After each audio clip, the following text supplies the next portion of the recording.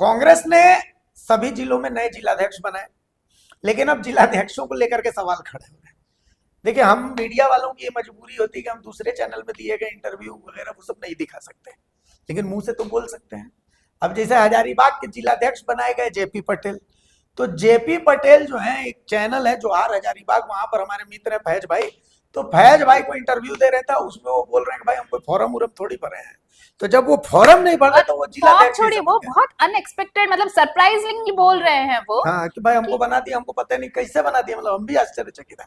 वो हालांकि बोलना चाह रहे हैं कि आम कार्यकर्ता को भी ये हाँ कांग्रेस, बिल्कुल, लेकिन हाँ वो समझिए, तो जिलाध्यक्ष बनाने के लिए पर्यवेक्षक नियुक्त किए गए थे। एक फॉर्म था जो फॉर्म भरना था, और केशव महतो कमलेश का बयान भी हम आपको सुनाते रहे, जिसमें वो कह रहे हैं बकायदा इसमें प्रोसेस है, सुन लीजिए। और एक इंटेक नेता है संतोष दुबे, वो भी क्या कह रहे हैं वो भी हम आपको सुनाते हैं। रूप में देखते हैं। अभी हजारीबाग जिला में मैं आवेदन थोड़ी ना भरा, मैं उम्मीद भी नहीं किया था कि में पर्यवेक्षक भेजा गया था जिला अध्यक्ष के चयन के लिए, हमारे झारखंड में भी भेजा गया था। और वे लोग 1 सप्ताह 10 दिन रह करके जिले में विभिन्न जगहों पर, प्रखंड स्तर पर, जिला स्तर पर मीटिंग करके वरीय लोगों से मिलने के बाद उन लोगों ने अनुशंसा भेजा, जिसको आला कमान द्वारा घोषित किया गया। ये प्रदेश अध्यक्ष केशव भाई कमलेश कहीं न कहीं अखिल भारतीय कांग्रेस कमेटी के नेतृत्व को गुमराह किया है, और ऐसे व्यक्ति को बनाए हैं जो दूसरे पार्टी से लोकसभा चुनाव लड़ने समय भारतीय जनता पार्टी में था, और वहां से लाकर लोकसभा लड़े, वहां भी हारे 3 लाख वोट से। फिर विधानसभा उनको लड़ाया गया, वहां भी हारे। उसके बाद उनको पुनः जिलाध्यक्ष बना दिया गया। यह कांग्रेस में उनका तीसरा पार्टी है। वो सबसे पहले जेएमएम में थे, वहाँ पर उनको जेएमएम है सो पाल पोस के बड़ा किया, वहाँ पर विधायक बनाया, वहाँ मंत्री बनाया। उसके बाद ये भारतीय जनता पार्टी में चल गए। ये भारतीय जनता पार्टी में सचेतक रहे विधानसभा का, वहाँ भारतीय जनता पार्टी के उपाध्यक्ष रहे। उसके बाद वहाँ से छोड़ के कांग्रेस में आ गए। तो ऐसे लोग जो कांग्रेस में 30 साल 40 साल से लगे हुए हैं, वैसे लोग जो कांग्रेस के बुरे दिनों में या अच्छे दिनों में साथ में हैं और हमेशा रहेंगे, वैसे लोगों को दरकिनार करके केशव महतो कमलेश ने इनको जो जिम्मेवारी दी है वो कांग्रेस का विसर्जन कराने का एक प्रयास, कथित प्रयास है। हजारीबाग के जितने भी कांग्रेस के पुराने कार्यकर्ता हैं सामने आपको नज़र नहीं आते हैं, लेकिन उनका जो अंतरात्मा से हमको तो कितने लोग फ़ोन करके बोल रहा है कि आप लोग जो लड़ाई लड़े हैं बहुत अच्छा है, आप लोग जो 18 उम्मीदवार हैं जो उसमें से कोई नहीं बना, तो आप लोग विरोध में रहिए, हम लोग आपके साथ हैं। इसलिए कि कांग्रेस का कार्यकर्ता नहीं बना है, दूसरे दल से लाया हुआ आदमी को खोज के बनाया गया है। तो इसमें तो हम लोग जब तक कांग्रेस में हैं, और हमारे कितने भी साथी हैं जो कांग्रेस के लिए कुर्बानी देने के लिए तैयार हैं, और हम लोग कांग्रेस को बिकने नहीं देंगे, कांग्रेस को कहीं झुकने नहीं देंगे, और राहुल जी के हाथों को मजबूत करेंगे और उनको देश का प्रधानमंत्री बनाकर छोड़ेंगे। सुन लिया आपने। अब समझिए कि हजारीबाग में जिलाध्यक्ष जेपी पटेल को बनाया गया, जेपी पटेल ने फॉर्म ही नहीं भरा। संतोष सिंह धनबाद में जिलाध्यक्ष बने, संतोष सिंह को दूसरी बार बनाया गया, लेकिन सवाल ये उठ रहा है कि क्यों बनाया गया। संतोष सिंह जिलाध्यक्ष रहते 1 सीट नहीं दिलवा पाए।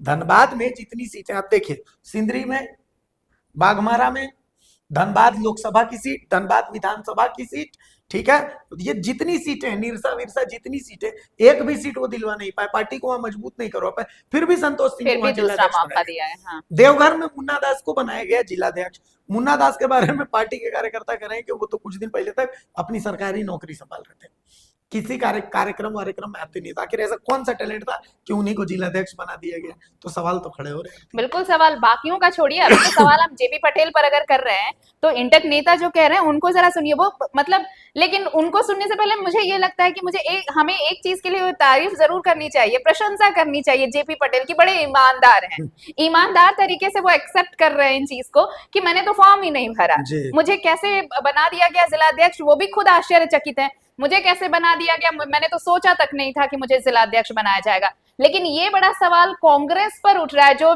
पर्यवेक्षक नियुक्त किए गए हैं बाकायदा इनके लिए, उनकी मंशा पर सवाल है ये कि भाई आपने देखा क्या सोचकर आप जिलाध्यक्षों की नियुक्ति कर रहे हैं। एक वो जिन्होंने इस प्रक्रिया में हिस्सा ही नहीं लिया, वो कहते हैं ना कि खेल आप कोई प्रतियोगिता आयोजित करते हैं और खिलाड़ी उस खेल का हिस्सा ही नहीं है और आप उसे विनर घोषित कर देते हैं। सीधी सी बात यहाँ पर वही है कि जेपी पटेल ने उस प्रक्रिया में उन्होंने वो फॉर्म ही नहीं भरा कि मुझे वो जिलाध्यक्ष interested ही बनना नहीं है। है। उन्हें पता भी नहीं है कि उन्हें जिलाध्यक्ष बनाया जाएगा। उन्होंने, अब भाई मैंने फॉर्म नहीं भरा तो मुझे कैसे पता चलेगा?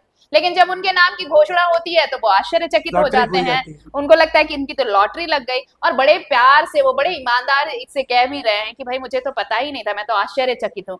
लेकिन इंटक नेता का ये सवाल सही है जायज है। कि भाई ऐसा क्या है कि अगर आप जिला अध्यक्षों की नियुक्ति कर रहे हैं तो उसका बेसिस क्या है, उसका बैकग्राउंड क्या है? भाई किस आधार पर आप ऐसे जिला अध्यक्षों को कर रहे हैं? और जब वो लोकसभा चुनाव में पाला बदल लेते हैं, फिर विधानसभा चुनाव में पाला बदल लेते हैं और आते हैं तो फिर उनको आप ये सम्मान देते हैं, तो ये मतलब अगर क्राइटेरिया है जिला अध्यक्ष बनने की, तब तो फौज भरी पड़ी है। बिल्कुल। फिर जेपी पटेल क्यों? तब तो आम कार्यकर्ता। और सबसे बड़ी बात है, जब पार्टी का जनाधार गिरता है ना, तो वो सिर्फ और सिर्फ कार्यकर्ताओं के कार्यकर्ता। मनोबल से ही गिरता है। जब कार्यकर्ता का मनोबल टूटेगा तो फिर पार्टी का धराशायी होना लिखा हुआ होता है। और अब जब आप ऐसे नेताओं का चयन करेंगे जिनकी स्टेबिलिटी ही नहीं है पार्टी में, आप उन्हें जिम्मेवारी सौंप रहे हैं, तो जो इतने सालों से झंडा ढो रहे हैं पार्टी का, जो ग्राउंड लेवल पर काम कर रहे हैं, उन्हें कुछ मिलेगा ही नहीं, फिर वो पार्टी के लिए काम क्यों करेंगे? और सिंपल सी बिल्कुल, बात है। और विरोध करने वाले भी कौन है? कोई दूसरी पार्टी वाले तो दूसरी है पार्टी है नहीं। ये तो इन्हीं के पार्टी हाँ, वाले हैं। हाँ। और आपको पब्लिक फोरम में ये, मतलब आपके कार्यकर्ताओं के फोरम में तो ये बताना पड़ेगा कि आखिर इन